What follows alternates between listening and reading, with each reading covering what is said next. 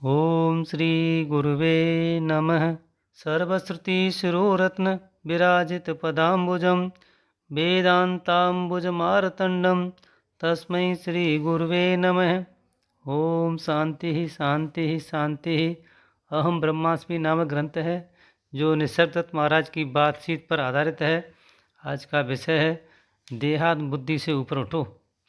प्रश्नकर्ता: ऐसा लगता है कि हम पशुओं के समान हैं और निरर्थक प्रयोजनों के पीछे निरंतर भागते रहते हैं, और यह भी प्रतीत होता है कि इस सब का कहीं अंत नहीं है।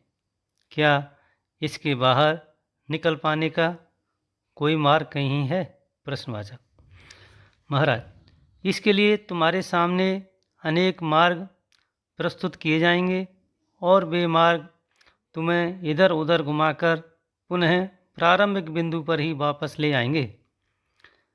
सबसे पहले इसे स्पष्टता से समझ लो कि तुम्हारी समस्या केवल तुम्हारी जागृति की ही अवस्था में विद्यमान होती है।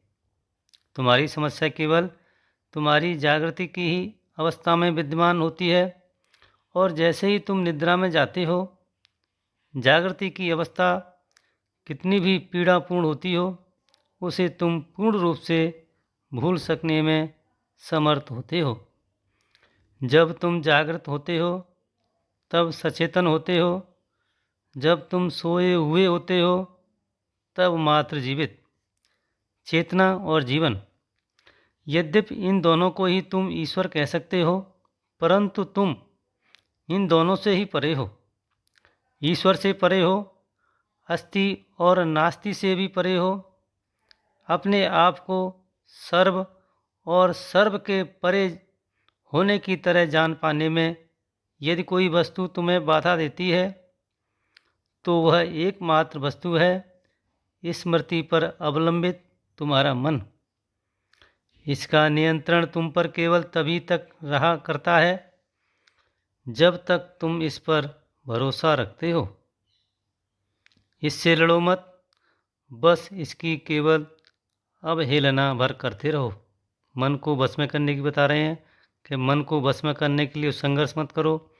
उसका सीधा साधा उपाय इग्नोरेंस, बस केवल इसकी अवहेलना भर करते रहो।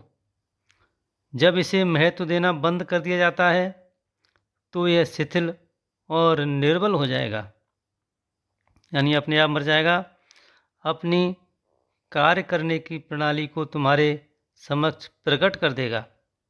जब एक बार इसकी प्रकृति और प्रयोजन से तुम अवगत हो जाते हो, तो उसके बाद तुम काल्पनिक समस्याएं सृजित करने की अनुमति ही न दोगे। अगला प्रश्न है, पर यह आवश्यक नहीं कि प्रत्येक समस्या काल्पनिक ही हो, कुछ तो वास्तविक भी हुआ करती हैं। महाराज, ऐसी कौन सी समस्या है जिसे कि मन ही सृजित न करता हो? जीवन और मृत्यु समस्याएं खड़ी नहीं करते। पीड़ाएं और सुख आते जाते रहते हैं, जिन्हें भोग कर भुला भी दिया जाता है। सुखप्रद और दुखप्रद के रंग में रंगी सुख दुख की प्राप्ति या उनसे पलायन की समस्याएं तो स्मृति और अपेक्षाओं के द्वारा उत्पन्न की जाती हैं। सत्य तथा प्रीति मनुष्य के वास्तविक स्वभाव ही हैं, और मन तथा हृदय उसकी अभिव्यक्ति के साधन। अगला प्रश्न है, मन को नियंत्रण में कैसे लाया जाए? मन को नियंत्रण में कैसे लाया जाए, और हृदय, जिसे यह भी पता नहीं होता कि वह क्या चाहता है, उसके साथ कैसा व्यवहार किया जाए? महाराज, वे अंधकार में रहकर कार्य नहीं करते। उन्हें सुचारू रूप से कार्य करने हेतु शुद्ध चैतन्य के प्रकाश की आवश्यकता होती है।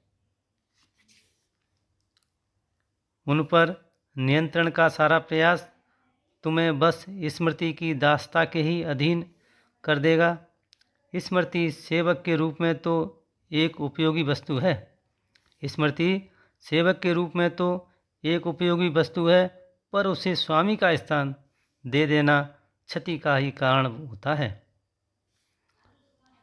तब यह अन्वेषण की प्रक्रिया को ही बलपूर्वक अवरुद्ध कर देती है।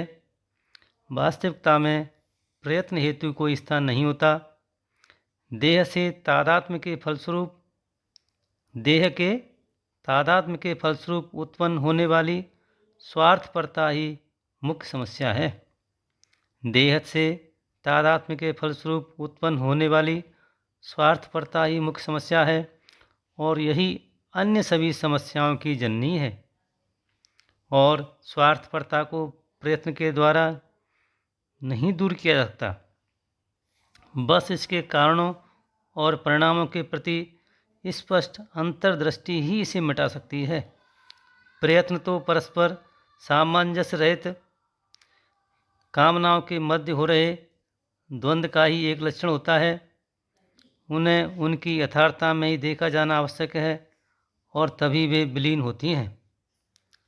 अगला प्रश्न है, और शेष क्या रहता है?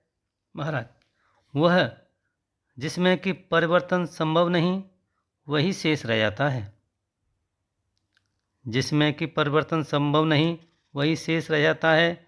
एक महान शांति, गहन मौन, वास्तविकता का अवकुंठित सौंदर्य भर शेष रह जाता है। यद्यपि शब्दों के माध्यम से इसका संप्रेषण संभव तो नहीं, पर यह सदा सदा से इस प्रतीक्षा में है कि तुम स्वयं ही इसको अनुभव कर लो। ओम शांति शांति शांति।